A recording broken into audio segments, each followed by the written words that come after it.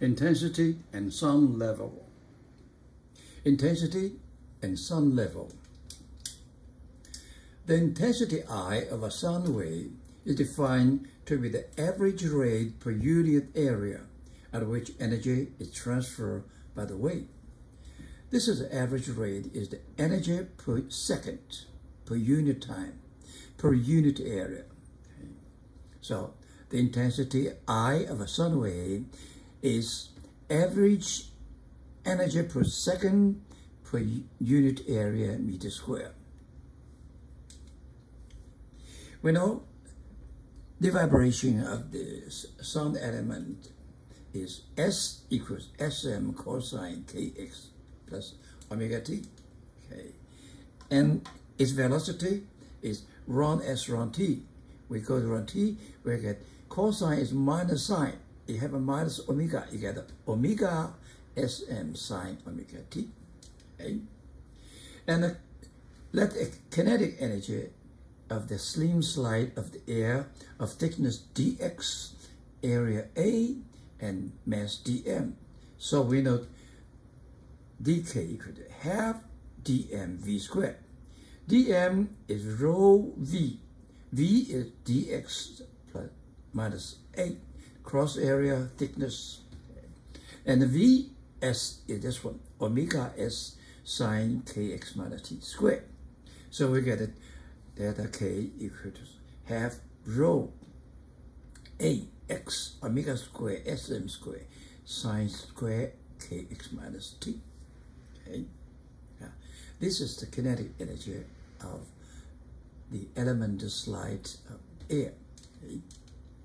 And dk dt is the rate at which kinetic energy moving along with the wave. Why? Because this slide's kinetic energy after delta t, it moves forward. So dk dt actually is the rate at which kinetic energy moves along with the wave. And we write this one. We know dk, we over divided by dk. And you know, so dx dk, dt is the velocity of the wave. Okay.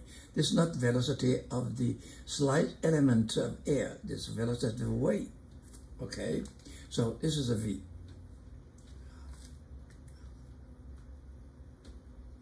And this is changing with x, changing with t, changing all the time. So we need to do the average.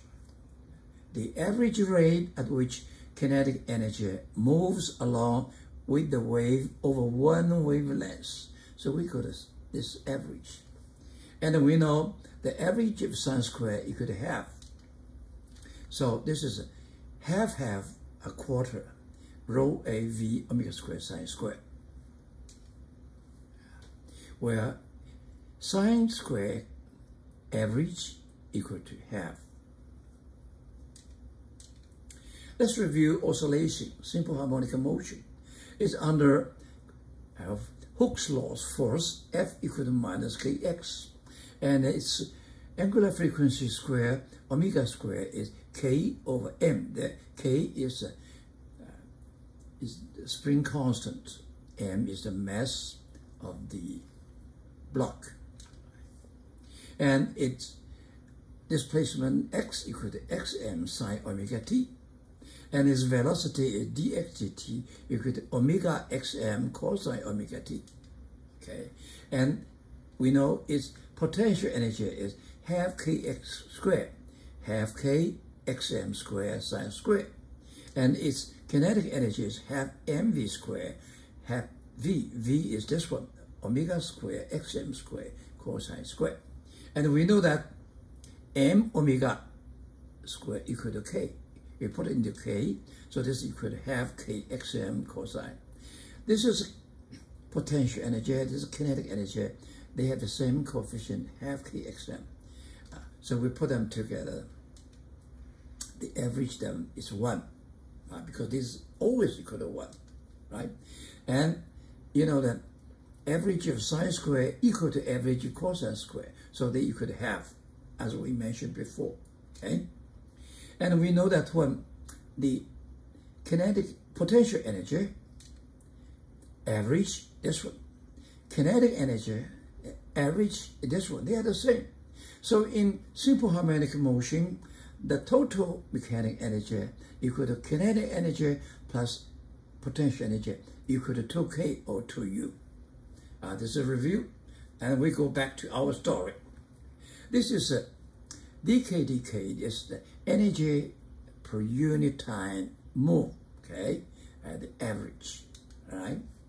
The wave intensity I is the average rate per unit area at which energy of both kind, kinetic energy and potential energy, is transmitted by the wave. Okay? The unit is, this is area per area. This is a W is joule per second, right? In oscillation, the average potential energy is equal to the average kinetic energy. So the total energy is I is the average energy 2K divided by the area. So we put it as the area cancelled out. We get this one. Okay. The intensity of a sound varies at the square of this amplitude. That is the atoms of the air, amplitude. The displacement amplitude at the human ear range from 10 to the minus 5 meter to 10 to the minus 11 meter. This is a ratio is about 10 to the 6. This is a range of 10 to the 6. So the ratio of intensity between these two limits of sound level would be squared, 10 to the 12, an enormous value. Our ear is a very sensitive instrument.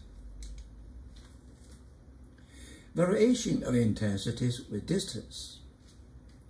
In some situations, however, we can ignore echoes and assume that the sound source is a point source that emits sound isotopically, that is, with equal intensity in all directions.